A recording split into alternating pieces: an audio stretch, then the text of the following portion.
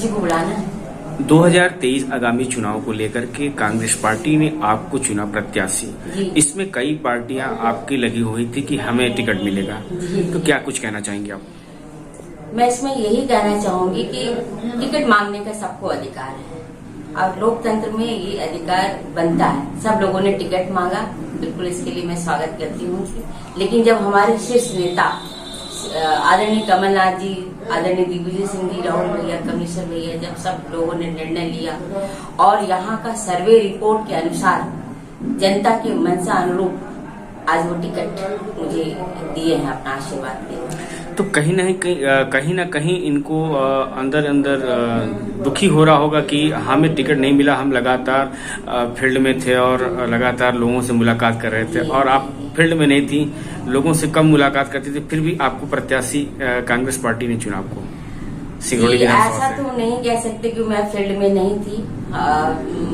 आदरणीय कमलनाथ जी जितनी भी भारत जोड़ो यात्रा से लेकर चौपाल यात्रा से लेकर के हाथ से हाथ जोड़ो यात्रा, फिर अंतिम में हमारा महिला सम्मान योजना जो चली, तो हम लोग लगातार 1 वर्षों से फील्ड में ही रहे और मैं समझती हूँ मेरे साथ साथ सभी कांग्रेस के लोग, सभी लोग रहे, जनता के अंतिम छोर तक हम लोगों ने पहुंचा है।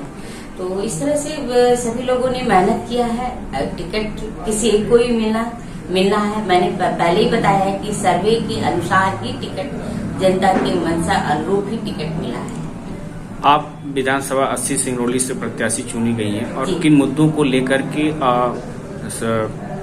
लोगों के पास आप जाएंगी और कौन सा विषय आपको रहेगा कि आपको? देखिए, मुख्य 2-3 मुद्दे बहुत है जिसमें सिंगरौली में काम करने की आवश्यकता है। भारतीय जनता पार्टी के लोगों को बहुत मौका मिला, लेकिन वो बिल्कुल 18 सालों में विफल एक तरह से रही है। हमारा सबसे पहला जो मुद्दा है, जिस तरह से यहाँ पर कंपनियों का हब है, पावर हब बन चुका है, तो लोगों की, यहाँ के लोगों की उम्मीद है और हमारे युवा बच्चे पढ़ लिख करके तैयार है। आए दिन कंपनियों में घेराव, प्रदर्शन, आप सब लोग उसको देखते होंगे।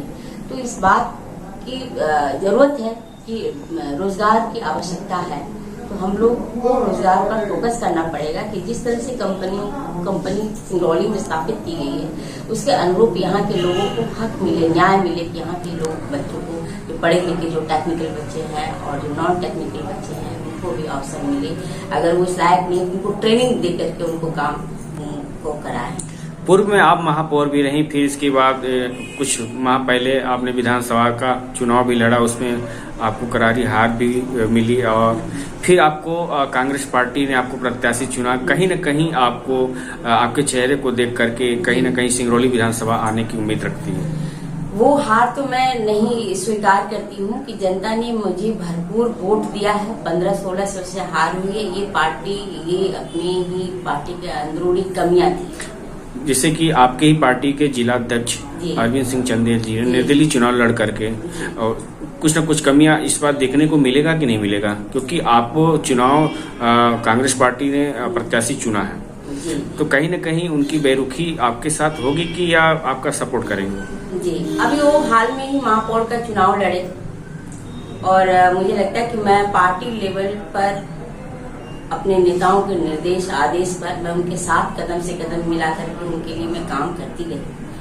तो मैं भी ये मानती हूँ कि चूंकि आज भी वो शहर अध्यक्ष है, तो निश्चित रूप से वो पार्टी और संगठन का वो काम करेंगे और पिछली जो गलतियां हुई है वो पुनरावृत्ति नहीं होगी।